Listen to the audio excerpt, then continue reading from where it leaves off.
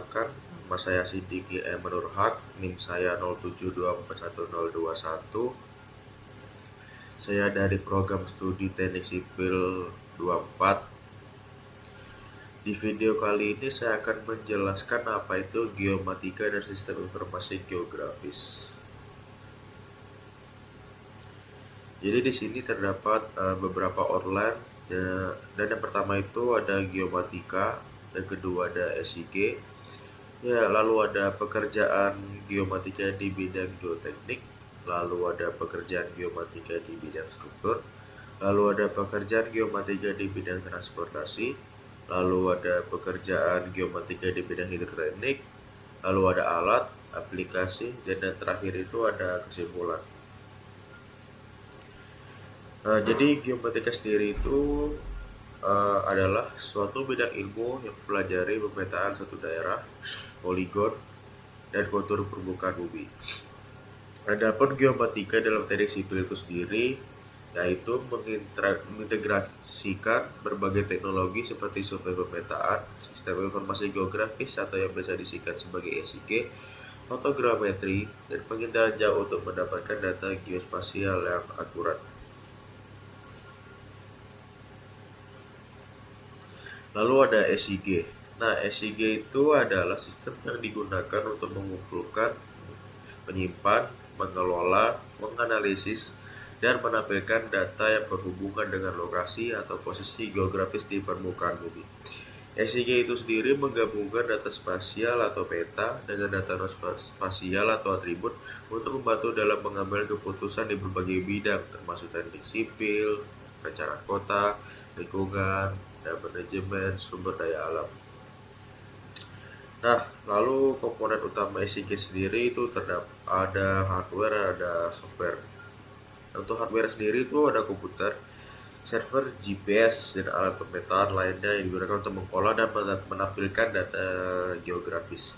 Lalu untuk software sendiri itu ada seperti ArcGIS, QGIS, Google Earth, dan lainnya yang digunakan untuk analisis dan visualisasi geospasial.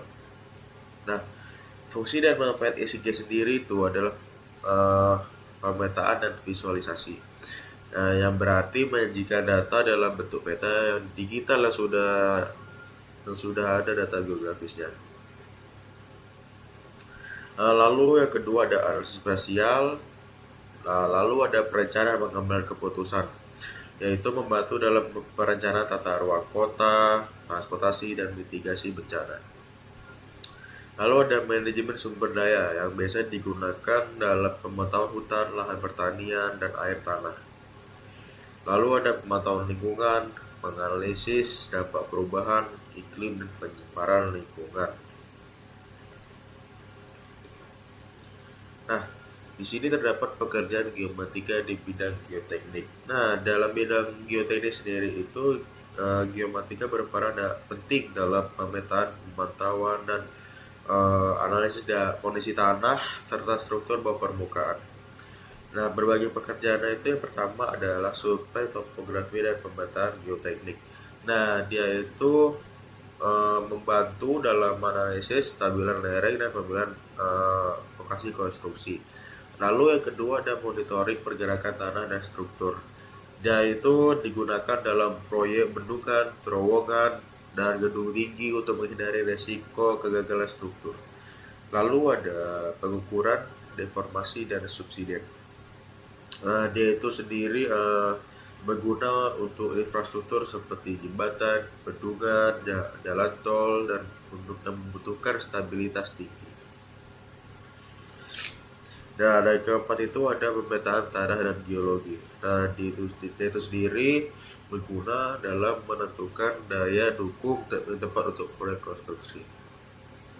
Lalu yang terakhir ada manajemen data geoteknik dengan SIG. Nah, dia itu sendiri mempermudah mengambil keputusan dalam proyek infrastruktur berbasis kondisi geologi setempat. Lalu yang kedua ada pekerjaan geomatika di bidang struktur. Nah, di bidang struktur sendiri geomatika itu berperan dalam pemetaan, pemantauan, dan stabilan serta deformasi bangunan atau infrastruktur. Untuk pekerjaan sendiri di bidang struktur ini, yang pertama itu adalah survei dan pemetaan untuk perencanaan struktur. Dia itu membantu dalam mendesain dan perencanaan struktur bangunan, jembatan, dan gedung tinggi dengan data geospasial yang akurat. Lalu yang kedua itu ada pengukuran dan monitoring deformasi struktur. Nah, biasanya ini digunakan untuk pembangunan jembatan, gedung pencakar langit, menara, dan bendungan untuk mendeteksi potensi kegagalan struktur. Lalu yang ketiga ada pemantauan getaran dan pergerakan struktur. Nah, di sini ini berguna untuk memastikan keamanan struktur terhadap beban dinamis serta gempa bumi dan angin kencang. Jadi ketika ada angin kencang itu strukturnya tetap kuat, tetap stabil, tetap kokoh gitu, dan tidak mudah runtuh. Lalu yang keempat ada inspeksi dan analisis kesehatan struktur, yaitu membantu dalam perawatan dan perbaikan bangunan dengan dokumentasi visual yang akurat. Lalu ada manajemen data struktural dengan SIG. Nah, dia itu sendiri berguna dalam manajemen aset infrastruktur seperti jembatan, gedung, dan bendungan. Nah, yang ketiga ada pekerjaan geomatika di bidang transportasi. Di bidang transportasi sendiri, geomatika itu berperan dalam perencanaan, pemetaan, dan pemantauan infrastruktur transportasi seperti jalan, jembatan, rel kereta api, dan bandara. Dan untuk tugasnya pertama itu adalah survei dan pemetaan infrastruktur transportasi. Nah, dia itu membantu dalam mendesain jalan, rel kereta api, dan bandara dengan memperhatikan kondisi topografi. Lalu yang kedua ada analisis dan perencanaan rute transportasi. Dia itu membantu dalam perencanaan transportasi perkotaan seperti jalur bus dan sistem angkutan massal. Lalu ada pemantauan dan manajemen infrastruktur transportasi, yaitu membantu dalam pemilihan infrastruktur dengan data akurat dengan kondisi lapangan. Lalu yang keempat ada monitoring pergerakan tanah dan stabilitas struktur. Nah, dia itu sendiri supaya adanya ini supaya mengurangi resiko kecelakaan akibat longsor dan retakan jalan.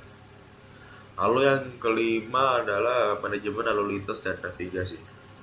Dia itu sendiri membantu dalam pengembangan sistem navigasi real time untuk kendaraan. Nah, yang keempat ada pekerjaan geomatika di bidang hidroteknik. Jadi di bidang hidroteknik sendiri itu geomatika itu berperan dalam survei, pemetaan, pemantauan, dan analisis kondisi perairan serta infrastruktur yang berkaitan dengan sumber daya air. Nah, yang pertama itu pekerjaannya ialah survei dan pemetaan hidrografi. Dia itu membantu dalam perencanaan pembangunan bendungan, pelabuhan, dan saluran irigasi. Lalu yang kedua ada pemantauan perubahan garis pantai dan sedimentasi. Dia berguna dalam perencanaan tanggul laut dan pemecah gelombang. Lalu ada analisis dan perencanaan drainase permukaan air. Nah, di sini tuh berguna membantu dalam mitigasi banjir dan kemudian hidrologi berbasis data spasial. Lalu yang terakhir ada pengukuran dan pemantauan struktur hidroteknik. Itu membantu dalam inspeksi dan perawatan infrastruktur air seperti jembatan, air, dan embung. Nah, untuk alat-alat sendiri di sini saya mendapat 5 alat yang dipakai dalam komponen-komponen yang ada di GSIG. Nah, yang pertama itu ada theodolit. Theodolit adalah alat ukur yang digunakan untuk mengukur sudut horizontal dan vertikal dalam survei dan pemetaan. Lalu ada waterpass, adalah alat ukur optik yang digunakan untuk menentukan perbedaan ketinggian antara dua titik dalam survei dan konstruksi. Lalu yang ketiga ada total station, adalah survei yang menggabungkan fungsi theodolit dan electronic distance measurement atau disingkat EDM untuk mengukur jarak, sudut, dan koordinat titik dengan akurasi tinggi. Lalu yang keempat ada GPS geodetik. GPS geodetik sendiri adalah alat untuk penerima sinyal dari satelit navigasi global atau biasa disingkat GNSS yang digunakan untuk menentukan koordinat suatu titik dengan ketelitian tinggi. Lalu yang terakhir ada LIDAR. LIDAR adalah teknologi pemindaian yang menggunakan laser untuk mengukur jarak objek dan menghasilkan model 3D permukaan bumi dengan detail yang tinggi.